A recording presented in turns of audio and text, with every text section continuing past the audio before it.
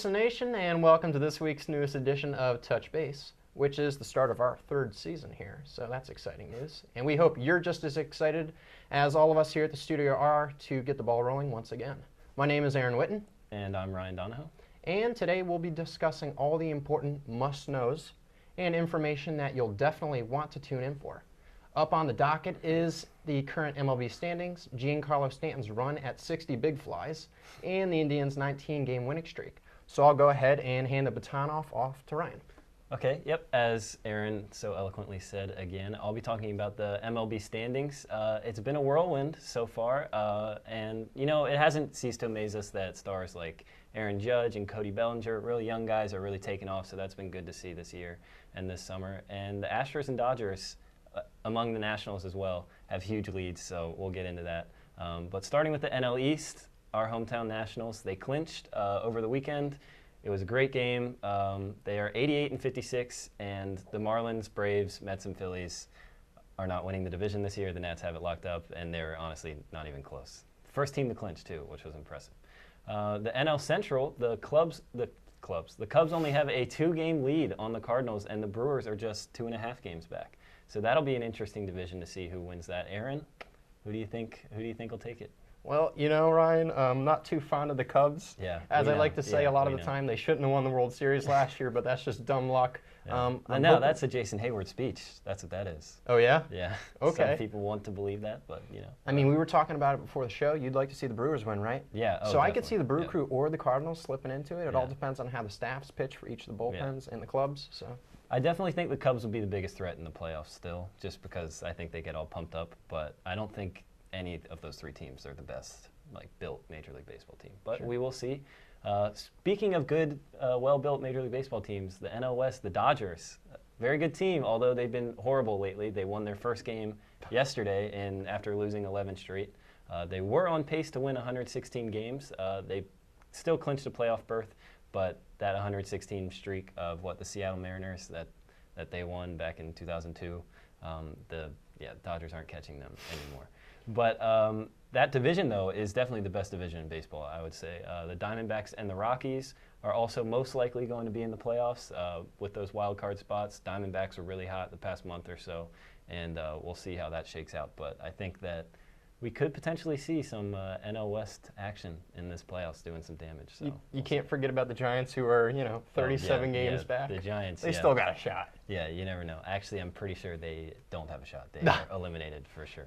But the AL East, Aaron's Red Sox still clinging to a lead over the Yankees, 4-game lead now. I mean, not terrible, but the Orioles and Rays and the Blue Jays are trying to dethrone the Red Sox, but not sure if that'll happen. Some of those players, or some of those teams do have a shot at the wild card, though. So I don't know. Do you think there will be 2 or 3 teams out of the AL East in the playoffs, or just the 2? There might be. I was talking to my dad about this during the summer because we're obviously Sox fans. I do see the Yankees. I think that they will win the division. Oh, the Yankees will win. Yes, I do. Okay. I do think the Yankees will because I think that their roster's a lot younger. Mm-hmm. I've been really impressed by it this year. Like CC Sabathia was barking at the Red Sox about them testing out his knee. So I think that just goes to show how anxious the club is to win the division.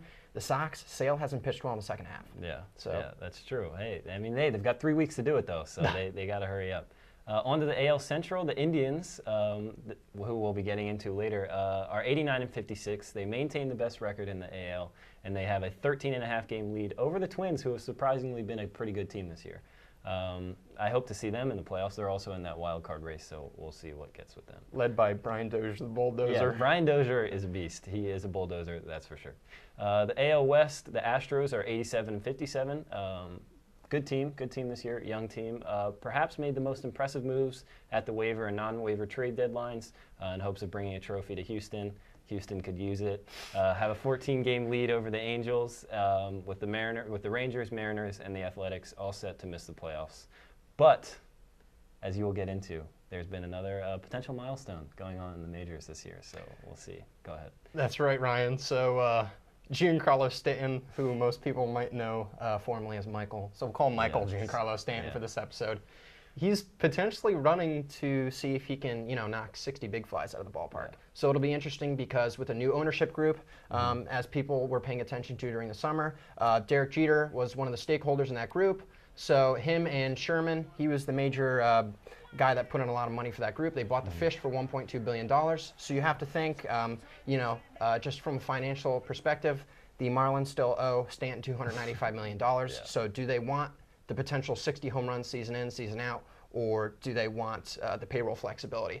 But that has not stopped possibly baseball's strongest man from bashing fastballs at an unprecedented rate of 9.7 home runs per at bat. So I guess my question for you, Ryan, is do you think that he will hit 60 home runs this season, and will he be able to consistently do it year in and year out? Consistently, I don't think so. I think he could easily be over 40 and 50 almost every year.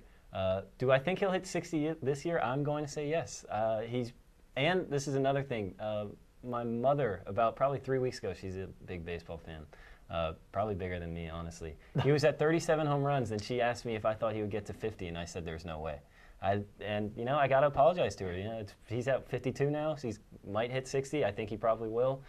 So she was right there, and that was just me not knowing what I'm talking about. Sure, and to go off that point, most of the people watching this video probably already knew this, so I don't even know why we're saying it, but the last two players that hit 60 home runs in a season, you guessed right, Sammy Sosa and Barry Bonds. Barry Bonds hit 73 home runs in 2001, so it was 2001, that was the last season. That was actually the single-season record for home runs. And just some fun facts. Yeah, juicing, right? Yeah, juicing. A little bit of that OJ. Yeah, that'll help. Some fun stats about Stanton. The fastest exit velocity this year from a ball he hit was 118.7 miles per hour, and he unloaded I think it was a knuckleball, so that's even better, off R.A. Dickey for a 477-foot mammoth shot. Wasn't as long as Aaron Judge's 496, but it's still unprecedented. Yeah, still impressive. And finally, the Cleveland Indians. They've been on an impressive streak. They are currently, last night, won their 20th game in a row to tie the Oakland A's of 2002. Who also won 20 straight. Corey Kluber got it done for him, their ace. He's definitely in the Cy Young contention. He's got a 2.4 ERA, 16-4. He's a beast. I don't know how I feel about his personality. He's kind of boring. However, they're a good team. I hope they break the record just because it'd be cool to see. But then again, we're going to have to see another Moneyball movie, so that'll also be nice. Other than that, Francisco Lindor, pretty much the whole team's been playing well. Frankie, he's good. He's a beast with the glove especially. And then, they've just been kind of playing well as a team. And like they said, they're going to lose eventually, but we don't know when that will be. So Cleveland Indians in the works for a pennant match? I don't know. What do you think? Do you think they could potentially win the AL? Well, as you talked about before, the Houston Astros really loaded up at the waiver and non-waiver trade deadline. Interestingly, I never saw this in the works. They got Justin Verlander, so that was an awesome trade. So you know what?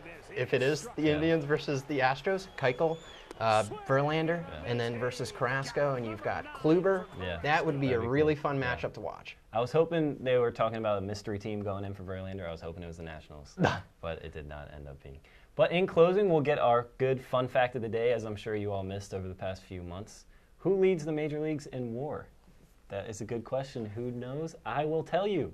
It is Jose Altuve with 7.7, and he's a full one entire WAR, $8 million, as some people will say, over Giancarlo Stanton at 6.7. Both obviously very impressive. Wins above replacement, 7.7 is insane.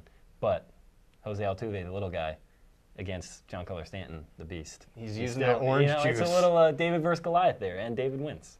But that wraps it up for our show today. Thank you all for tuning in. My name is Ryan Donahoe. And I'm Aaron Witten. And we will see you all next episode.